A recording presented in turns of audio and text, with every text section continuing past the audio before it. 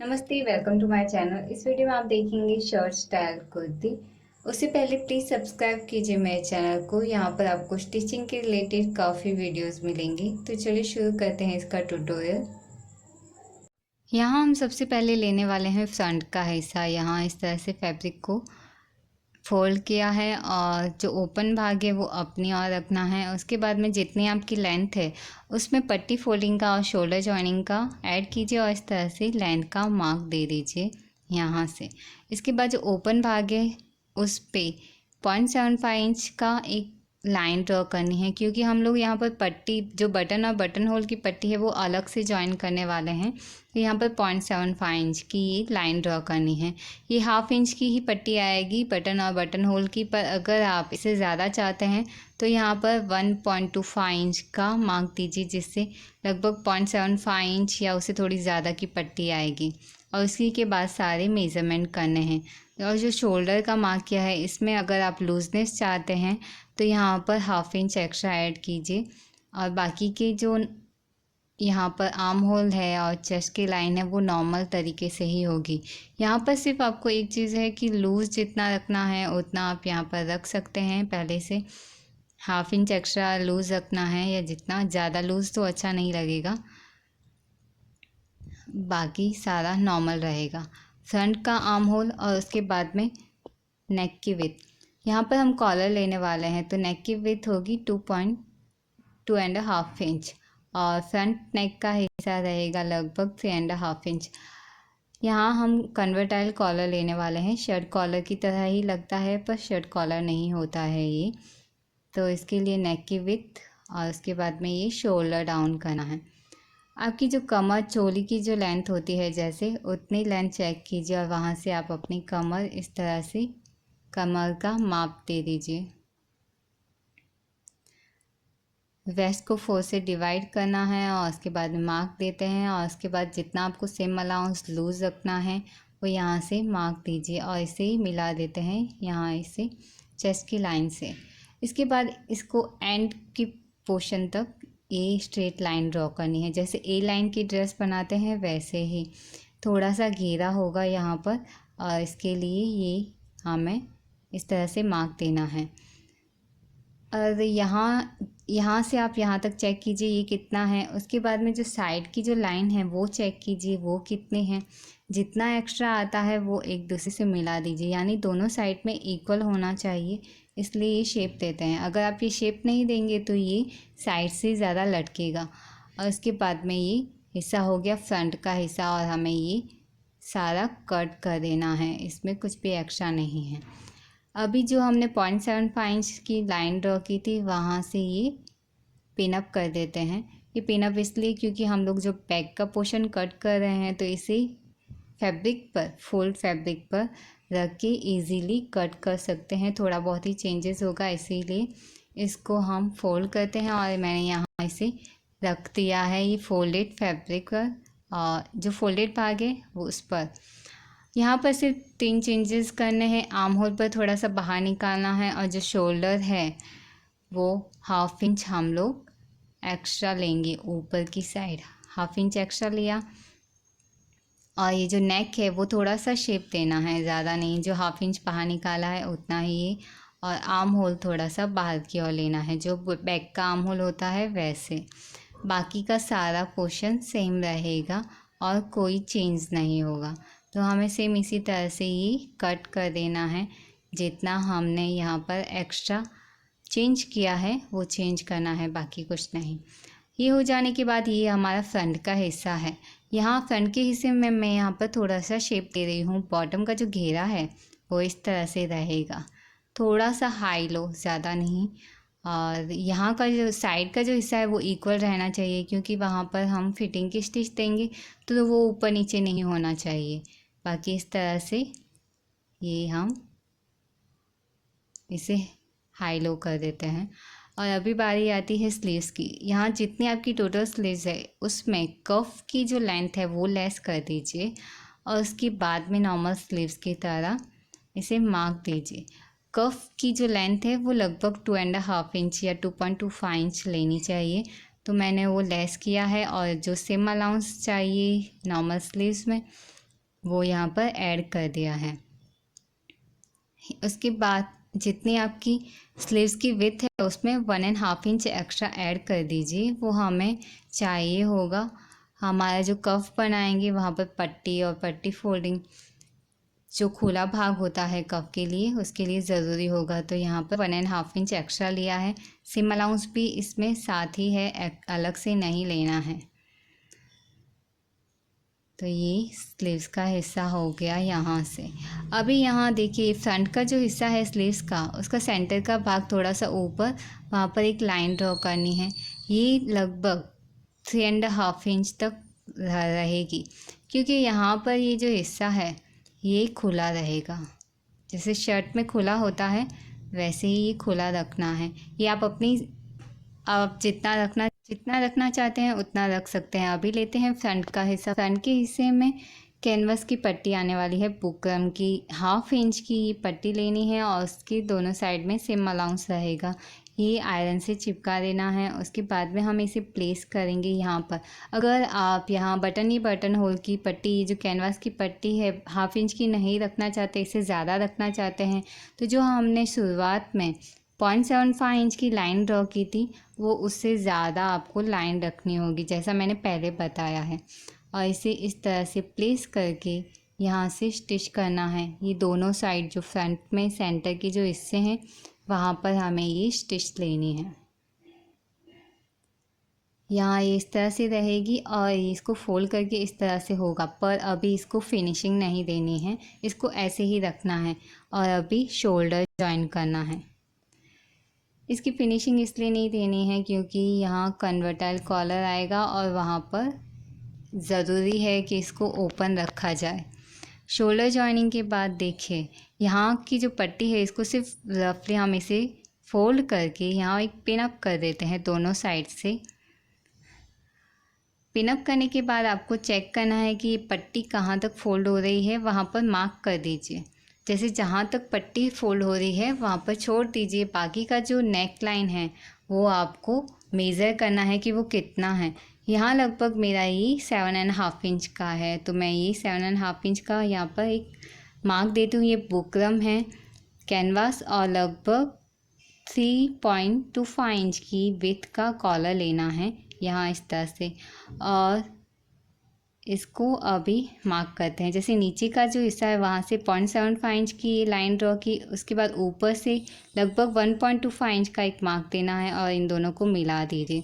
और नीचे का जो हिस्सा है उसको सेंटर से इस तरह से शेप देना है। और यहाँ जो ऊपर ये लाइन ड्रॉ की है इस लाइन को आगे बढ़ाना है 1/2 इंच तक, और 1/2 इंच आगे लेकर जाइए इसको और फिर इसे यहाँ सेंटर से मिला दीजिए इस तरह। और ये हो जाता है हमारा कन्वर्टाइल कॉलर। कन्वर्टाइल कॉलर के वीडियो ऑलरेडी हैं, अगर आप डीपली इसे देखना चाहें इसकी ड्राफ्टिंग और मेकिंग के। और उसके बाद में इसे फैब्रिक पर रख के यहाँ हमें स्टिच करना है। जैसे कॉलर होता है वैसे ही यहाँ आयरन से चिपका दिया है और नीचे एक और लेयर है फैब्रिक की, जो राइट साइड से दोनों अंदर की साइड में फेस कर रहे हैं। इसे स्टिच करने के बाद एक्स्ट्रा जो सेम अलाउंस है उसे ट्रिम कर देते हैं और इसे खोलना है, ये ओपन करना है इस तरह से। तो ये हो गया हमारा कॉलर इस तरह। एक साइड में कैनवास वाला है और एक साइड में बिना कैनवास वाला, यानी फैब्रिक वाला ही है। अभी इसे प्लेस कैसे करना है, जैसे देखिए ये जो बटन और बटन होल की पट्टी हमने ली है वहाँ से ही उसके बाद से ही इसे अटैच करना है इस तरह। इसको ओपन कर देते हैं। जो बटन और बटन होल की पट्टी हमने पिन अप की थी यहाँ एक मार्क दे देते हैं कि फोल्ड करने के बाद कहाँ तक का आता है, और इसके बाद इसे ओपन कर दीजिए। जो बटन और बटन होल की पट्टी फिनिशिंग के बाद कहाँ तक आती है वहाँ मार्क दे दिया, और उसके बाद में इसे ओपन कर देते हैं। और जो मार्क आया है वहीं से इसको स्टिच लिया है मैंने। और उसके बाद में अभी जो ये बटन होल की पट्टी है उसकी फिनिशिंग देनी है। तो जहाँ से हमने कॉलर को स्टिच किया है वहाँ से सिर्फ कुर्ती की जो नेकलाइन है वहाँ पर एक कट देना है, कॉलर पर कट नहीं देना है, सिर्फ कुर्ती के हिस्से पर ही एक कट देना है। और उसके बाद में इसे इस तरह से फोल्ड कर देंगे और जो ये पट्टी है उसको पूरा सही तरीके से जैसे फिनिशिंग करते हैं यूँ, ये इस तरह से पूरा फोल्ड करेंगे यहाँ से यहाँ तक, तो इसकी फिनिशिंग हो जाएगी इस पट्टी की। और यहाँ कॉलर नहीं आने वाला है, तो ये ऊपर का जो हिस्सा है वो फिनिशिंग वाला हो जाएगा। तो अभी सबसे पहले जो बटन होल की पट्टी है उसकी फिनिशिंग करनी है। कॉलर की जो दूसरी स्टिचिंग है, दूसरी फिनिशिंग वाली स्टिच, वो हम बाद में करेंगे। तो इस तरह से ये ऊपर का जो हिस्सा है कॉलर के पास बटन होल की पट्टी, वो इस तरह से फिनिशिंग हो जाएगी। और बाकी की सारी पट्टी की भी फिनिशिंग इसी के साथ लेनी है। दोनों इस तरह से फिनिश हो चुके हैं दोनों साइड में। अभी ये जो कैनवास वाला हिस्सा है कॉलर का, इसकी पट्टी फोल्ड करके इसकी स्टिच ले लेते हैं, जिससे ये कॉलर की फिनिशिंग हो जाएगी और बटन होल की पट्टी की भी फिनिशिंग हो जाती है।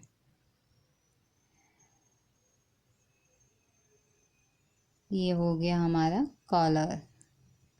और यहाँ देखिए पट्टी भी सही से फिनिश हो चुकी है और कॉलर भी हो गया, और इसे देखने से लगता है कि ये शर्ट कॉलर के जैसे ही है। अभी इसकी फिटिंग की स्टिच ले लेते हैं। जो कुर्ती है उसकी फिटिंग की स्टिच लेना है।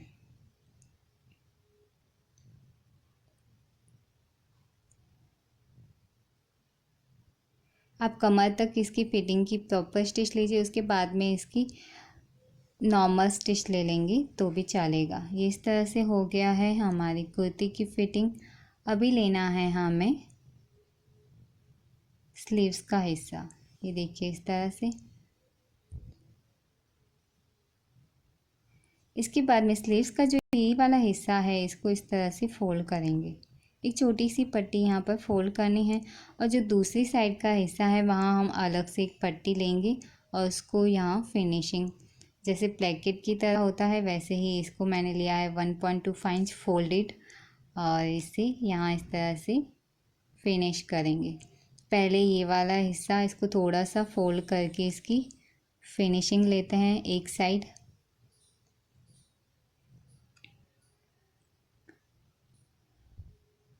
और अभी जो दूसरी साइड है वहाँ पर वो पट्टी रख के,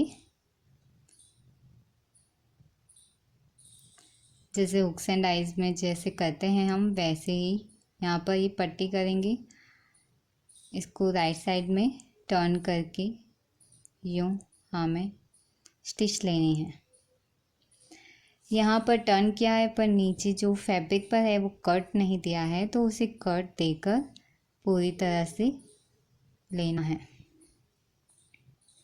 इसकी पूरी फिनिशिंग इस तरह से होगी, जैसे प्लेकेट लेते हैं वैसे ही।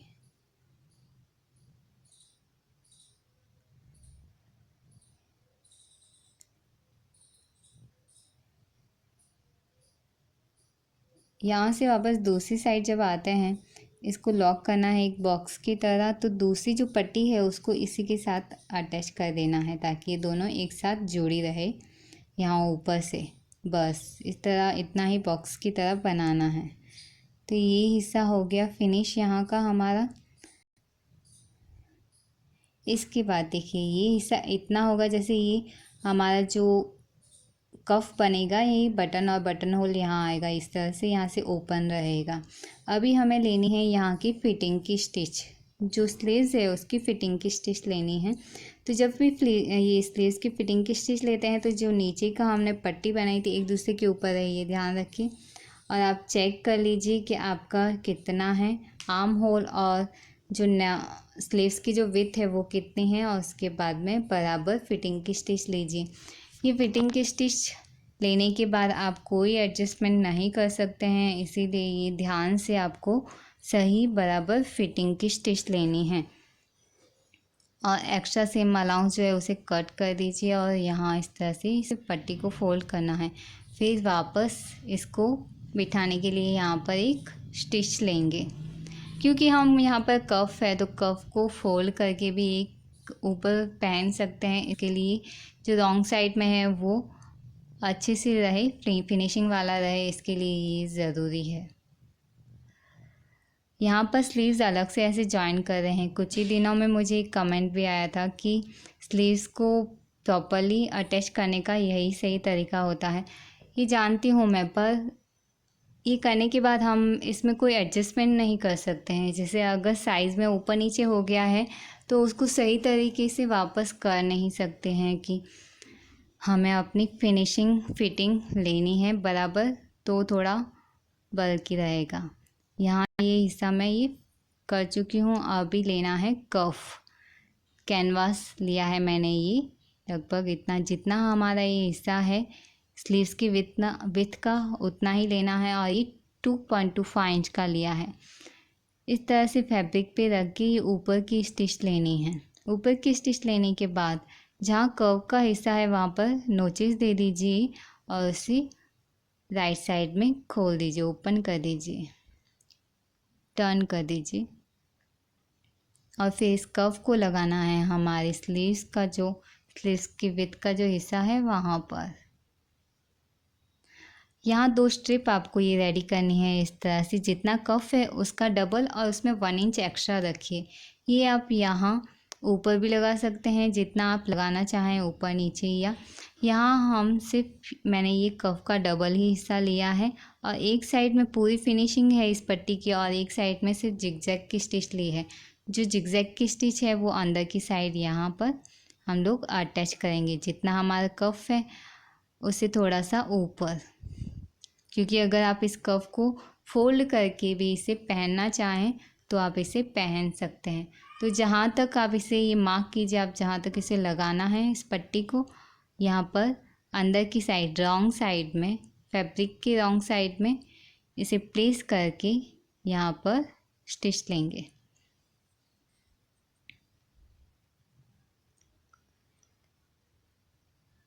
एक बॉक्स की तरह ये स्टिच लेनी है। यहाँ देखिए, यहाँ पर आता है बटन और जो पट्टी का एंड का हिस्सा आता है वहाँ पर आता है बटन होल, और इसे अभी इस कफ को यहाँ पर अटैच करना है। जो यहाँ का हिस्सा है इसे इस तरह से रॉन्ग साइड में ये हमने प्लेस किया है इसे, और जो बिना कैनवास वाला हिस्सा है कफ का वो हम यहाँ स्टिच कर रहे हैं।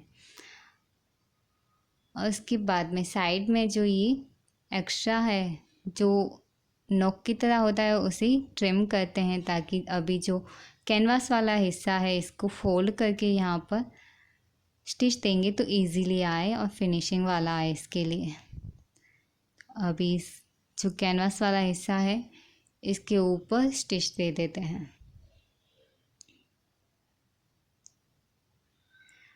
तो इस तरह से कर्व की स्टिच हो जाती है। अगर आप यहाँ ऊपर से स्टिच और लेना चाहें तो इस तरह से और एक स्टिच ले सकते हैं, और डबल स्टिच लेना चाहते हैं तो डबल स्टिच ले लीजिए।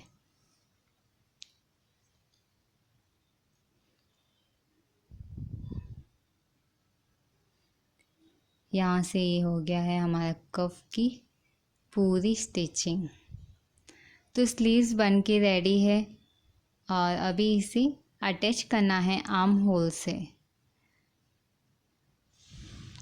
आर्म होल का हिस्सा जो हमारा जितना है और जो स्लीव्स की फिटिंग है वो आपको ध्यान रखनी चाहिए कि वो एग्जैक्ट हो। थोड़ा भी ऊपर नीचे होगा तो यहाँ पर आपको खोलना पड़ेगा वापस। तो बराबर यहाँ से स्टिच लीजिए, जितना हिस्सा है उतना आर्म होल का और उतना स्लीव्स का बराबर ध्यान से करना होगा। इस तरह से स्लीव्स अटैच करने में आपको बहुत केयरफुल रहना पड़ता है कि यहाँ कोई सल वगैरह नहीं आए। जितनी आर्म होल है उतनी स्लीव्स की फिटिंग बराबर से होनी चाहिए, तभी ये स्लीव्स यहाँ की अच्छे से अटैच हो पाती है, वरना सही से अटैच नहीं होगी। अगर थोड़ा भी सिलवट आएगी तो वो अच्छी नहीं लगेगी। इसके बाद यहाँ पर आप जिगजैग की स्टिच ले सकते हैं अगर आपकी मशीन में वो फीचर है तो। ये स्टिच हो जाने के बाद अभी रह गया है सिर्फ नीचे का जो घेरा है वहाँ की पट्टी फोल्ड करके उसकी फिनिशिंग देना है। बस यहाँ इस तरह से पट्टी फोल्ड करके इसकी फिनिशिंग देंगे। जब भी यहाँ नीचे जब भी आप पट्टी फोल्ड करते हैं तो पहले इतना फोल्ड कीजिए, फिर उसी को उतना ही फोल्ड कीजिए जितना हमने पहले फोल्ड किया है पूरा। तो यहाँ पर कोई सिलवट नहीं आएगी, ये सही से पट्टी फोल्ड हो जाएगी जब पतली पट्टी फोल्ड करते हैं। तो ये कुर्ती बन के रेडी है। यहाँ इसके सेंटर में आएगा बटन और बटन होल, और ये जो कॉलर है ये शर्ट के कॉलर की तरह ही लुकिंग होती है इसकी, पर ये बनाने में इजी होगा। अगर वीडियो पसंद आया है तो लाइक ज़रूर कीजिए, कोई सवाल है तो कमेंट कीजिए, सब्सक्राइब कीजिए चैनल को आगे और वीडियोस देखने के लिए। Thank you so much.